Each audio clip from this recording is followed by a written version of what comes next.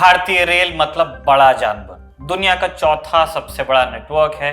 1,26,000 kilometre लंबी rail lines हैं यहाँ पे, ये रूट किलोमीटर्स हैं, जिनमें 7,325 स्टेशन हैं। दूरी की बात करें तो भारतीय रेल 68,103 किलोमीटर के रूट को कवर करती है। इससे पहले जो आपने आंकड़ा सुना, ये रूट किलोमीटर से मतलब इतनी पटरी बिछी हुई है गाड़ियों के चलने के लिए, और रूट की लेंथ ये है।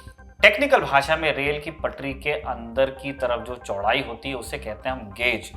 आम लोगों के लिए सिर्फ एक टेक्निकल टर्म है, लेकिन ट्रेन का शक्ल रखने वाले लोगों के लिए जंग का सबब बन सकता है। कौन सा बढ़िया होता है, कौन सा सेफ होता है, कौन सा तेज होता है, कौन सा होना चाहिए, कौन सा नहीं होना चाहिए, टेक्निकल से देखने वाले ये सवाल ट्रेन प्रेमियों के बीच जंग करवा सकते हैं, रेल फैंस के बीच।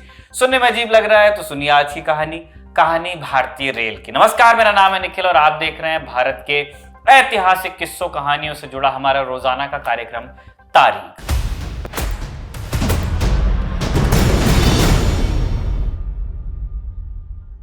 बात ये तब की है जब भारत में पहली बार ट्रेन आई।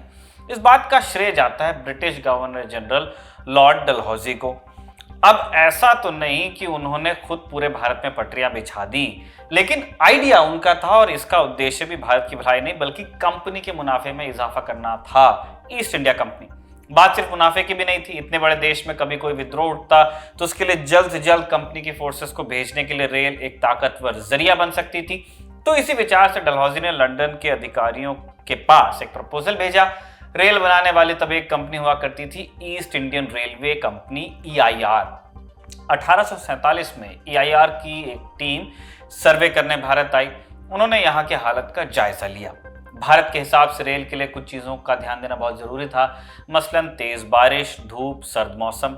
12वीं कक्षा की फिजिक्स याद हो तो आप जानते होंगे कि तापमान में आने वाले इन बदलावों का रेल की पटरी और रेल के चलने पर असर पड़ सकता है। लोहा फैलता है, सिकुड़ता है। इसलिए पहला बड़ा सवाल यह था कि भारत में गेज कौन सा अपनाया जाए। गेज यानी जैसा पहले बताया, पटरी की चौड़ाई। डलहौजी को बस एक बात की चिंता थी, वो ये कि जो भी गेज हो वो यूनिफॉर्म हो, मतलब पूरे देश में एक ही गेज की पटरियां डाल दी जाएं, क्योंकि अगर गेज बदलता रहेगा तो सामान की ढुलाई में देरी होगी। EIR के डायरेक्टर चाहते थे कि भारत में भी वही गेज अपनाया जाए जो बाकी दुनिया में चलता था। ये था स्टैंडर्ड गेज, यानी पटरियों की चौड़ाई 4 फुट 8.5 इंच होती। वहीं डलहौजी का कहना था कि भारत के हिसाब से ब्रॉड गेज सही रहेगा। ब्रॉड गेज यानी 5 फुट 6 इंच। अब इस लड़ाई में कौन जीता, इसका जवाब जानने से पहले एक और सवाल पर चलते हैं। स्टैंडर्ड गेज 4 फुट 8.5 इंच का ही क्यों होता है? इसके पीछे कई तकनीकी कारण हैं, लेकिन साथ ही है इतिहास का एक रोचक किस्सा।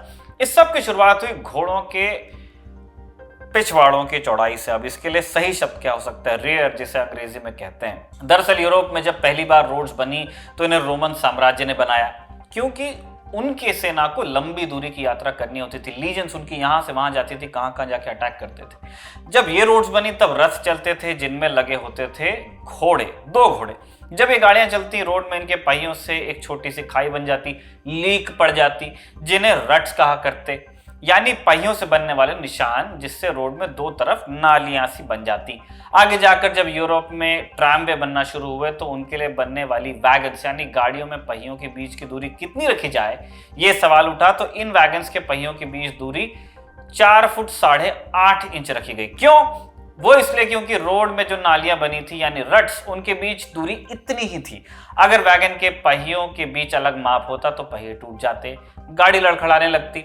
आगे चलकर यह सिस्टम यूं ही बरकरार रहा और जब रेलवे की शुरुआत हुई तो पहियों के बीच यानी रेल लाइंस के बीच भी चौड़ाई 4 फुट 8.5 इंच ही रही और एक स्टैंडर्ड मान लिया गया, standard gauge. East Indian railway company Bharat में भी इसी गेज को लागू करना चाहती थी, लेकिन डलहौजी अड़ गए। उन्हें 6 फीट का गेज चाहिए था। डलहौजी का सोचना भी गलत नहीं था। गेज ज्यादा बड़ा हो तो ट्रेन की रफ्तार में कमी आती है, लेकिन जब तूफानों, तेज हवाओं और खराब मौसम के बीच गाड़ी चलती है तो उससे बेहतर स्टेबिलिटी मिलती है। चौड़ाई है। दूसरा, उस दौर में ट्रेन के पहियों के बीच सिलेंडर लगे होते थे और ब्रॉड गेज का मतलब था सिलेंडर लगाने में आसानी।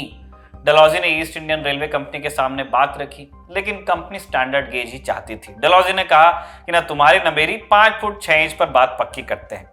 काफी बहस के बाद कंपनी इसी गेज पर तैयार हुई और इसे नाम दे दिया गया ब्रॉड गेज। इस तरह भारत में शुरुआती रेल लाइंस में ब्रॉड गेज ही पड़ा। 1853 में भारत में पहली ट्रेन चली। जीके का सवाल, बोरीबंदर और ठाणे के बीच। आगे भी ब्रॉड गेज ही चलता रहा। फिर 1858 में लॉर्ड कैनिंग गवर्नर जनरल बने और उनके बाद 1862 में लॉर्ड एल्गिन। इन दोनों का मानना था कि मुख्य रेल नेटवर्क को एक ऑक्सिलरी सपोर्ट की जरूरत है, यानी छोटी छोटी गेज की ऐसी लाइनें जो आसानी से दूर दूर तक बनाई जा सके, जिनकी थोड़ी लागत भी कम हो, इसलिए इन्हें जल्दी बनाया जा सकता था। अब यहां से शुरू हुई एक नई लड़ाई। भारत में तब कई रियासतों के बीच होड़ शुरू हुई। सबको ट्रेन चाहिए थी, किसी को शौक के लिए तो किसी को काम के लिए। इसके अलावा बहुत सी छोटी छोटी कंपनीज भी उभरी जो रेल के टेंडर्स के लिए जद्दोजहद करने लगी। रियासतों और इन कंपनियों के आने से रेल नेटवर्क में एक नई समस्या पैदा हुई। हर रियासत छोटी गेज की लाइन बनाना चाहती थी क्योंकि वही सस्ती पड़ती थी। 1863 में बड़ौदा स्टेट रेलवे ने 2 फीट 6 इंच की एक रेल लाइन बिछा दी। कुछ और रियासतों ने भी ऐसा ही किया। इसके बाद 1870 में गवर्नर जनरल लॉर्ड मेयो ने कहा कि हम ब्रॉड गेज के बदले एक नया सिस्टम लाएंगे। इसका नाम था मीटर गेज। मीटर गेज यानी पटरियों की चौड़ाई 3 फीट 3 इंच यानी एग्जैक्ट 1 मीटर होगी। साथ ही मायो इस बात के भी हक में थे कि सारा सिस्टम मीट्रिक में ही होना चाहिए, यानी मीटर के हिसाब से चौड़ाई मापी जाए बजाय के फुट और इंच के। मायो का लाया गया मीटर गेज 1871 में पूरे भारत के लिए एक स्टैंडर्ड बना। मायो इस हद तक इंपीरियल सिस्टम के खिलाफ थे, मील वाले, कि मीलों मील बनी ब्रॉड गेज की पटरियों को उखाड़ के उसके बदले मीटर गेज की पटरियां बिछाना चाहते थे। लेकिन फिर कुछ ऐसा हुआ कि 1872 में मायो की अंडमान में हत्या कर दी गई। मायो की हत्या अंडमान जेल के एक कैदी ने ही की थी। वो भी बड़ी रोचक कहानी, जिसे हम तारीख में पहले बता चुके हैं। अगर ये कहानी आप देखना चाहते हैं तो आपको आज के तारीख के एपिसोड का जो डिस्क्रिप्शन है उसके नीचे एक लिंक मिल जाएगा। मायो की मौत के बाद कई लोगों ने ब्रॉड गेज वापस लाने की कोशिश की, लेकिन अब तक मीटर गेज इतना फैल गया था कि सभी रियासतें उसी के पक्ष में थी। जैसे जैसे ये अलग अलग गेजेस का नेटवर्क बढ़ता गया, अलग अलग गेज की लाइंस मुसीबत पैदा करने लगी, क्योंकि हर बार जब रेलगाड़ी के इंजन, डिब्बे आदि का ऑर्डर देना होता तो गेज को लेकर बहस होती। 1889 तक भारत में ब्रॉड गेज की 8000 मील की रेल लाइनें बन गई थी। तब तो मील ही चलता था। वही मीटर गेज की 5000 मील। इसके अलावा करीब 250 मील की ऐसी लाइंस थी जो 2 फुट 6 इंच की थी। इनमें शामिल थी वेस्टर्न रेलवे की लाइंस, मसलन बड़ौदा, बॉम्बे और सेंट्रल रेलवे की रेल लाइंस। ये सभी नैरो गेज पर बनी थी। 19वीं सदी के आखिर में रेलवे के विस्तार के पीछे अंग्रेजों के बजाय रियासतों का ज्यादा बड़ा हाथ था। ग्वालियर के महाराजा माधोराव सिंधिया, बड़ौदा के महाराजा सयाजीराव गायकवाड़ इनमें अग्रणी थे। 1890 में महाराजा माधोराव सिंधिया ने ग्वालियर लाइट रेलवे की शुरुआत की, जो शुरुआत में उनके महलों के बीच चलती थी। इसके अलावा उन्होंने 2 फुट गेज की लाइंस भी बनवाई, जिसे टॉय गेज का नाम मिला।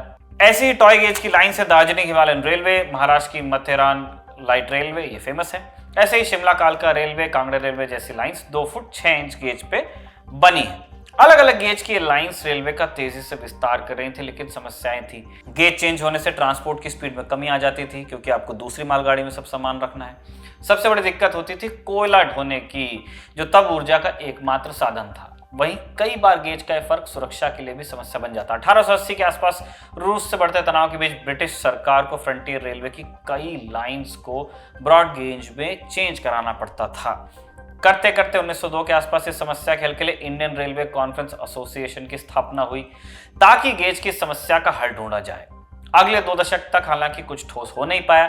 फिर 1930 में सेंट्रल स्टैंडर्ड ऑफिस ने एक प्रपोजल दिया, जिसमें पूरे देश में एक स्टैंडर्ड गेज बनाने का प्रस्ताव था। स्टैंडर्ड मतलब पूरे देश के लिए स्टैंडर्ड नहीं। 1947 में जब देश आजाद हुआ तो गेज की लड़ाई एक बड़ी समस्या थी, क्योंकि अब तक जो अलग अलग प्राइवेट रेलवे चल रही थी उन्हें एक सिंगल सेंट्रल सिस्टम के अंतर्गत लाया जाना था। अंत में आखिरी लड़ाई ब्रॉड गेज और मीटर गेज के बीच आकर ठहरी। 1950 में भारत में 26,000 मील की ब्रॉड गेज लाइंस थी, वहीं 18,000 मील की मीटर गेज लाइन। इनके अलावा टॉय गेज और नैरो गेज की लाइंस की लंबाई करीब 4,000 मील थी। वैसे जो टॉय गेज है उसको नैरो गेज भी कहा जाता है। नैरो गेज में 2 बता देते हैं, तो हमने एक अलग नाम से इसे पुकारा, टॉय गेज। इस सिस्टम को एक करने के लिए रेलवे को 2 दशक तक माथापच्ची करनी पड़ी। अंत में 1971 में इंडियन रेलवे ने प्रोजेक्ट यूनिक गेज लॉन्च किया। इसके तहत आगे जो भी लाइंस बनी उन्हें ब्रॉड गेज में बनाया जाना था। समय के साथ ब्रॉड गेज को एक नया नाम भी मिल गया, इंडियन गेज। 1990 के आसपास मीटर गेज की जितनी भी पुरानी लाइंस थी उन्हें ब्रॉड गेज में बदलना शुरू हुआ। यूनिक गेज इंप्लीमेंट होना शुरू हुआ। 1992 से 2004 के बीच इसमें तेजी से काम हुआ। इस बीच भारत में अधिकतर मीटर गेज लाइंस को ब्रॉड गेज में तब्दील किया गया। हालिया समय की बात करें तो साल 2017 के एक आंकड़े के अनुसार भारत में अभी भी करीब 4000 किलोमीटर लंबी लाइंस मीटर गेज पर चल रही हैं। वैसे ये घट गया होगा, क्योंकि पिछले जो अभी 5 साल गए हैं इस तारीख से 2017 से, उनमें भी काफी सारी मीटर गेज लाइंस को और नैरो गेज लाइंस को ब्रॉड गेज में कन्वर्ट किया गया है। कुछ लाइंस ऐसी हैं, मसलन नीलगिरी माउंटेन रेलवे लाइन, जिन्हें हेरिटेज का दर्जा दिया गया है, इसलिए ऐसी लाइंस में कोई बदलाव नहीं किया जाएगा, इन्हें प्रिजर्व किया जाएगा। तो उम्मीद है भारतीय रेल की ये कहानी आपको पसंद आएगी। जाते जाते आपके लिए एक जरूरी सूचना पेश है, दी ललन टॉप का सबसे ताजा उपक्रम Lallantop premium membership program. क्या है ये? इस मेंबरशिप प्रोग्राम के तहत आपको मिल जाएंगी स्पेशल एक्सेस वाली सुविधाएं। सबसे पहले और सबसे तेज आप देख सकेंगे guest in the news room और किताब वाला जैसे प्रीमियम शोज बाकी प्लेटफॉर्म से 3 दिन पहले। इसके अलावा ललन टॉप के हम सब एंकर्स हर हफ्ते आपसे करेंगे लाइव चैट, देंगे आपके सवालों के जवाब। अर्ली एक्सेस व्लॉग में दिखेगी न्यूज रूम की रोचक उठापटक। इसके अलावा मजेदार स्टिकर्स के साथ आप चैट और कमेंट भी कर पाएंगे। इसके लिए आपको क्या करना होगा? सिंपल सा है, जाना होगा दी ललन टॉप के यूट्यूब चैनल पर और ज्वाइन का बटन दबाना होगा और सिर्फ 59 रुपए 59 रुपीज पर मंथ में आप पा सकेंगे ललन टॉप का स्पेशल एक्सेस। साथ ही अगर आप एप्पल यूजर हैं तो आपके लिए एक विशेष अपडेट है, जिसके लिए आप डिस्क्रिप्शन में दी जानकारी को देख सकते हैं अगर आप मेंबर बनना चाहते हैं तो। इसी के साथ तारीख का एपिसोड यहाँ पे समाप्त होता है, जिसे लिखा था हमारे साथी कमल ने और कैमरे पे रिकॉर्ड किया था जतिन ने। देखते रहिए दी ललन टॉप।